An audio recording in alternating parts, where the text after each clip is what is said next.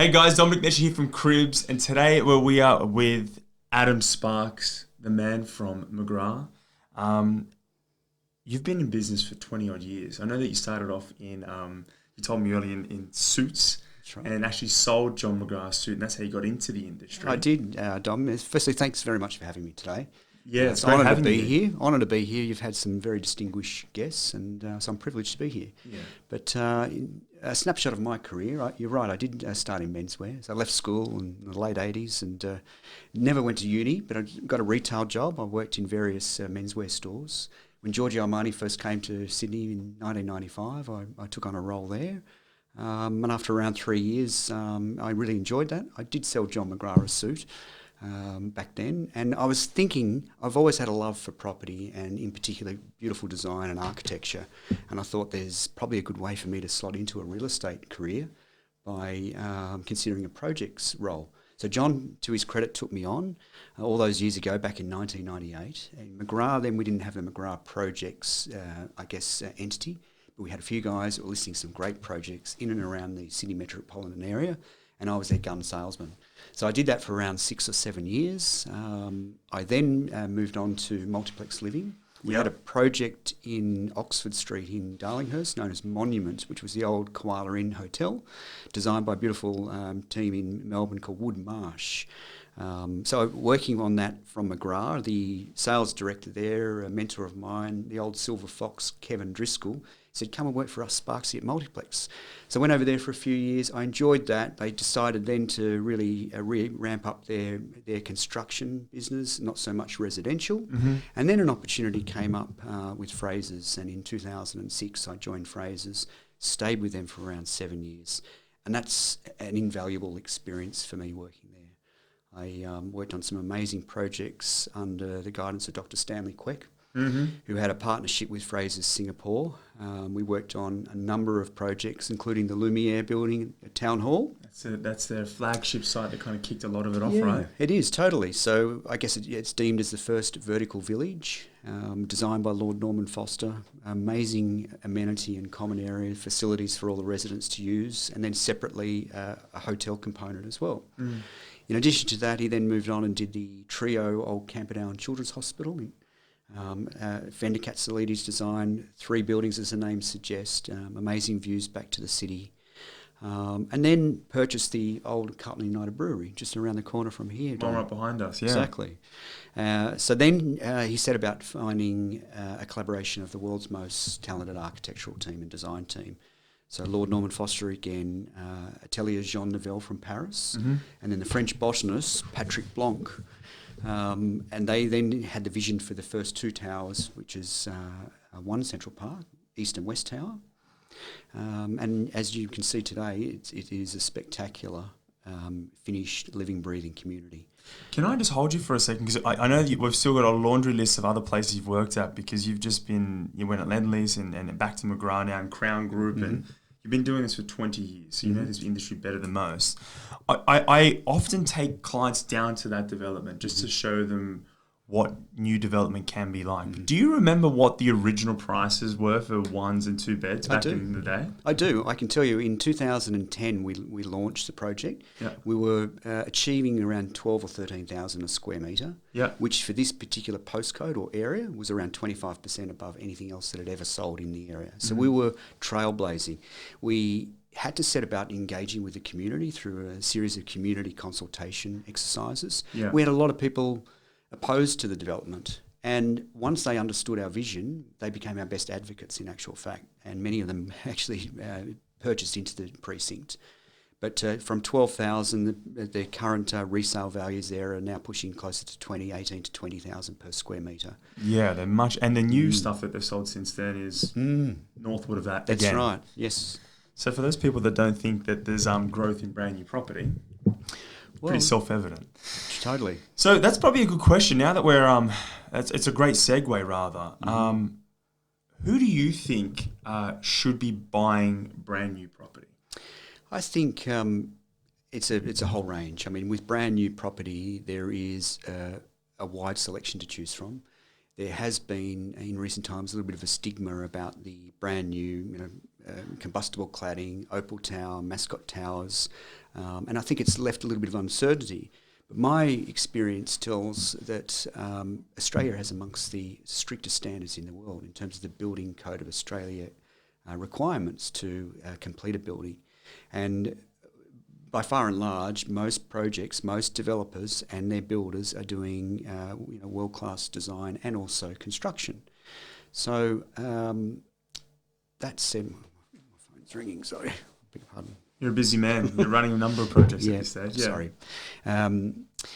So that said, I think the type of people that would be attracted to brand new could be first-time home buyers. It could be investors. We're seeing right now in this market mostly owner-occupiers, and that's a mixture of downsizers, upgraders, first homeowners. They're seeing now at the completion stage, so there's still a number of projects that are now nearing and at completion where people can walk by, touch and feel and see the actual completed properties, and that's leading to sales, of course. A little bit more uncertainty for off the plan, but I think for the right project with the right team, we're going to continue to see successful launches in the year ahead. Okay, well that's really good. Another segue, actually. You're really good at this. So for the right project, the right development, the right team, what I've noticed in time is we've gotten much better at creating beautiful CGIs, Binyan and all those guys, and then marketing teams like your Frosts and stuff are creating beautiful sales collateral and material and immersion rooms, and it's easy to kind of fall victim to a lot of these beautiful projects. And for all intensive purposes, if you don't know what's behind and who's inside the team or what they're doing, a buyer will just kind of walk in and think everything's okay. What do you think buyers should be asking sales agents and development teams to help them make a more informed decision and look past those pretty pictures? Well, firstly, I agree totally that the creative marketing teams that are out there at the moment are doing an unbelievable job. And Binyan is one example. Their CGIs, you compare their CGIs to the actual finished product, and it's hard to tell the difference. Really? So I think a sign of a quality developer is the amount of effort they put into their marketing suite to demonstrate what their vision is for the completed project. And often that can be evoke a sense of what the completed product will look like and give people some level of confidence. I think, though, on a cautious front, you'd be wise to check with the agent, check with the developer. What is the background of the developer? What have they delivered in the past? What are their past achievements? Have they won an award? Which building team are they using, just as importantly as well? And what awards or accolades have they delivered as well? And if there's a list of comparable past legacy projects they have delivered, go and check them out. Go and walk past them, speak to people that might be living in there. Secondly, from a legal standpoint, from the legislation, is going to be a new, stricter regime coming into place as of 1st of December. And that will give purchasers for off-the-plan properties a little bit more comfort. For example, the settlement timeframe is typically 14 days from registration of the strata plan and occupation certificate. That's not a lot of time. Oh. At McGrath Projects, we do our level best to help our clients and give them a full overview as to what the timeframe is well in advance, so there's no uncertainty as to when they have to settle. But that 14-day period will change to 21 days as of 1st of December. You think about the Raylan Group, the collapse of them.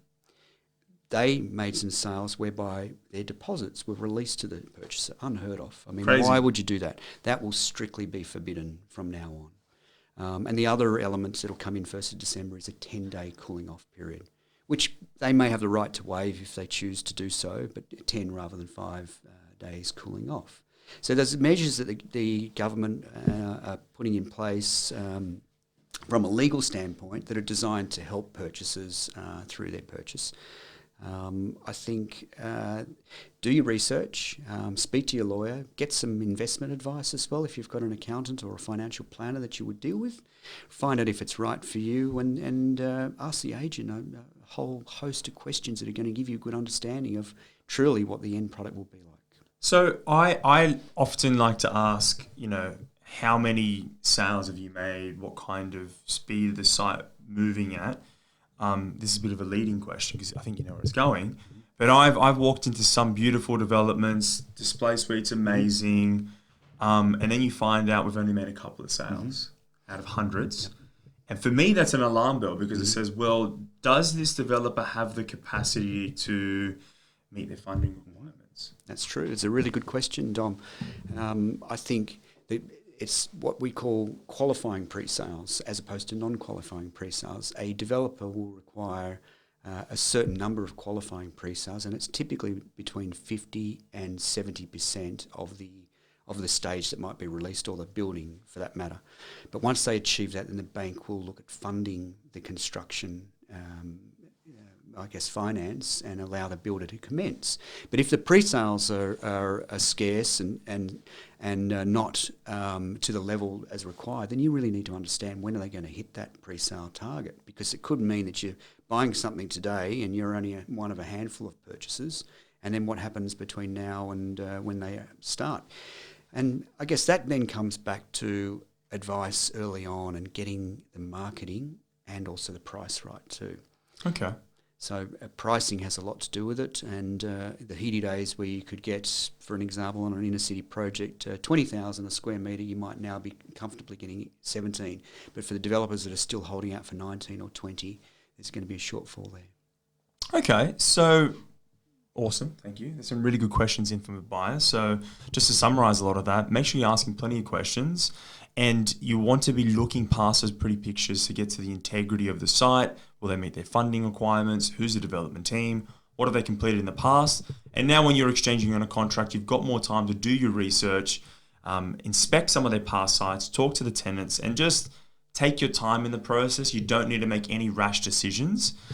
Now, when you're looking for an apartment or a house, and you're a part of a development where, like the one behind us, there might be hundreds or even thousands in there. 2,000.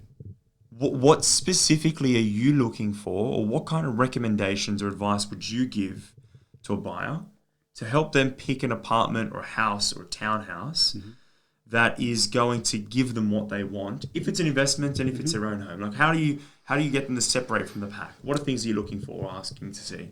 I think it's almost one of the same. So if you're an owner, you need to have the same instinct as an investor. So what is important to you as an owner? Could I live here? I think that's a great question for an investor. And often the ones with a slight point of difference can have the greatest demand from potential tenants out the other end when it's finished.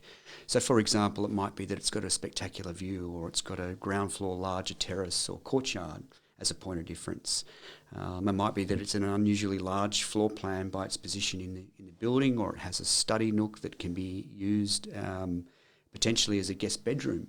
So things like that with a point of difference often maintain their value, become really sought after out the other end by the potential tenants. And obviously if you're buying to live there, you're going to enjoy the environment of the one you've chosen if it has such a point of difference. So key points of difference is what's a standout for you? I believe so, yes. And in a good quality building, there's never going to be any badly designed buildings, but there's going to be some that are a little bit more desirable in terms of the apartment layouts and the orientation. And they're the ones to get in early, and that's the benefit of getting in early off the plan as well, having a pick and a full selection from the entire building rather than leaving it until perhaps the better ones may have already sold. And do you think there's any value in some of the ugly ducklings? You know, you're in the development, there's one that's facing south and there's something that's odd, not quite right, but the price is just so compelling. It's like the developer knows this is not right, I need to heavily discount it, and it can be a good investment? Or Well, I actually own one in Central Park, and I bought a south-facing one. The reason I chose a south-facing one is because it's looking back at Central Park, and it has never been vacant. We bought it for an investment purpose, but we've got a 13-year-old son. He's in year 7 at school. Fast forward maybe 7 years from now, if he's deciding to study in the area, it'll be a great crash pad for him, or love shack for him, I imagine. I hope you charge him rent. You'll be looking for mates rates, don't worry about that. But the south-facing one, it was less expensive at the time, but I thought that it had a great view. I think on some of the less desirable ones, if they are truly at an amazing sort of purchase price, then they can often show a stronger rental yield than some of the more premium ones. So there's some merit to it. I wouldn't have a portfolio full of the less desirable ones, though. Okay. And what do you see people buying brand new property, what mistakes are you seeing that are quite common? What are the things that you're seeing out in the market and you're saying, well, you're kind of shaking your head or you think, wow, you're making a poor decision there? Well, I think there's a number of companies that are here now that just don't have a track record. So that means that people might be caught up in the hype and make a buying decision, but the deliverables just aren't there because they don't align with the quality builders. So push that aside for the vast majority of projects coming to the market that are of a high calibre and high standard. Sorry, I lost my train of thought. So what mistakes are purchasers making when they're buying properties? Brand new in particular. So aside from crappy developers. Yeah, but we'll move aside from crappy developers. I think there's, a few years ago when the market was white hot, we were finding that there was buyers just making a decision for the fear of missing out. But then out the other end, if they've bought in a frenzy and perhaps paid over, then we've got some valuation concerns out the other end too. So if they're financing it, then valuations coming back on a shortfall of 10 or 15% can spell that there's some settlement risk. By far and large, at McGrath Projects, we would work with the best developers we possibly can, and we would guide clients through it. Our philosophy is a 6-star customer service. So if there is one or two dwellings that are less desirable, we would steer our clients away from that, put them towards the most desirable ones, so that would negate any risk of it not being as desirable by a potential tenant out the other end. Okay, very good. So basically, in some of the mistakes you're seeing at the moment is people buying when they're urgent or making rash decisions, or buying less desirable units, apartments, townhouses or houses. So those days are over now by far and large, and I think now a cautious approach and research will negate any ability to buy in an inferior product. Okay.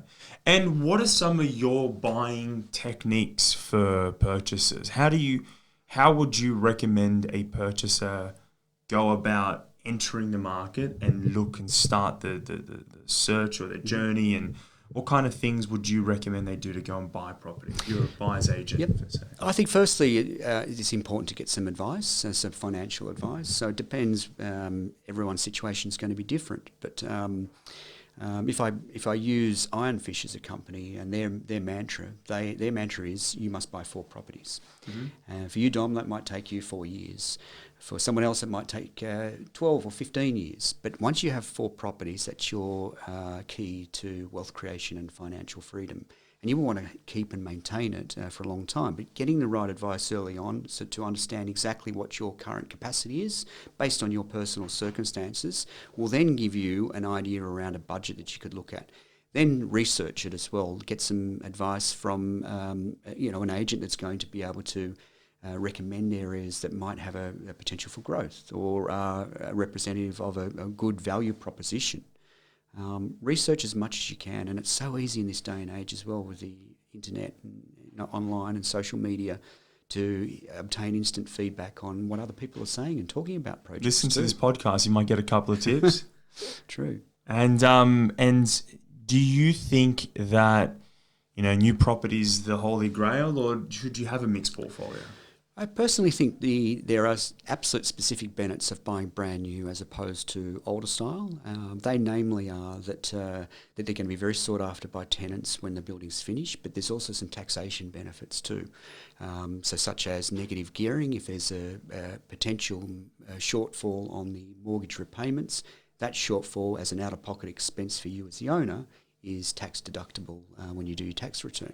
There's also depreciation allowances as well. That's a big one. It is a big one. So the cost to rebuild can be claimed over a period of a 40-year time frame.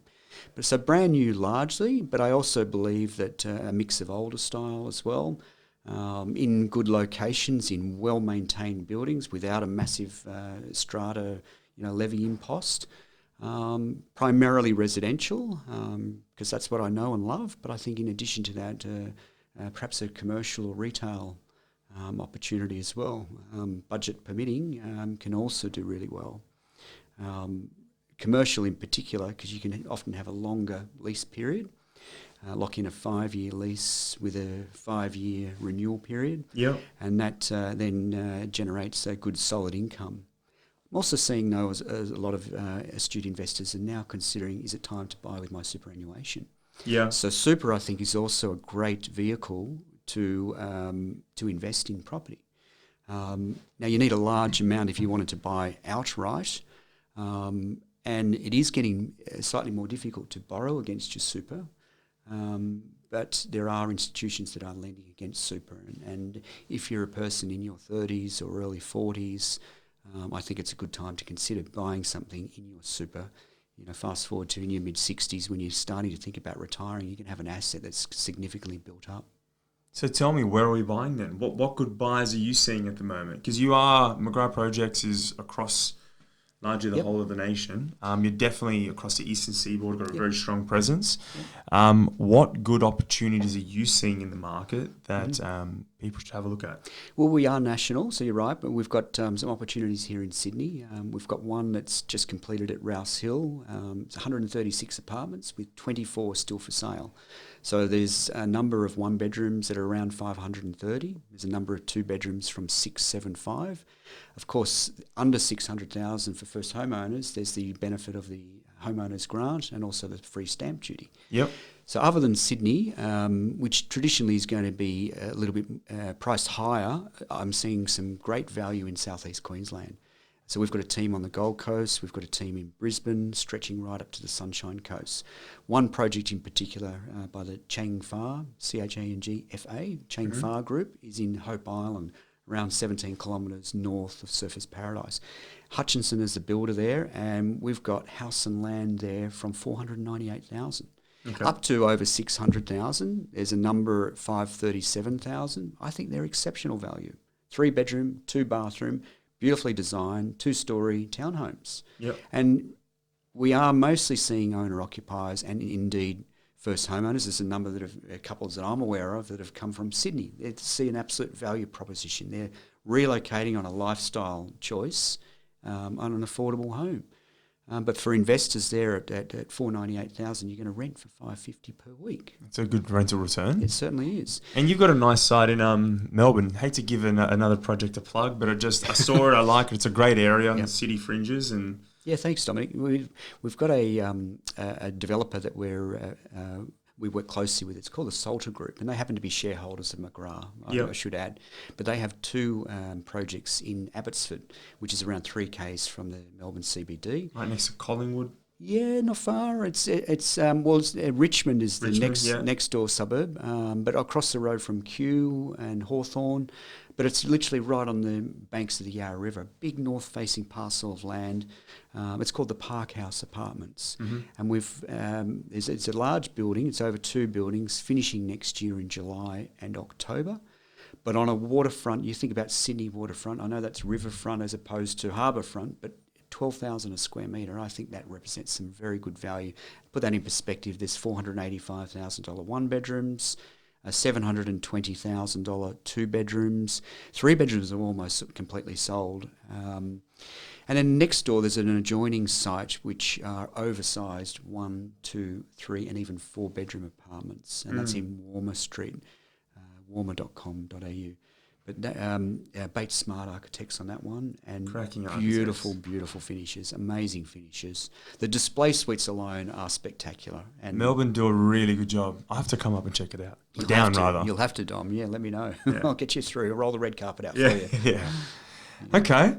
Well, Adam, thank you very much for coming in today. Pleasure. Really, really good hearing about your breadth of knowledge and passing all this information that buyers can use. It's an absolute pleasure. Thank you, Dom. All the best. Thank you. Catch you guys later. Bye.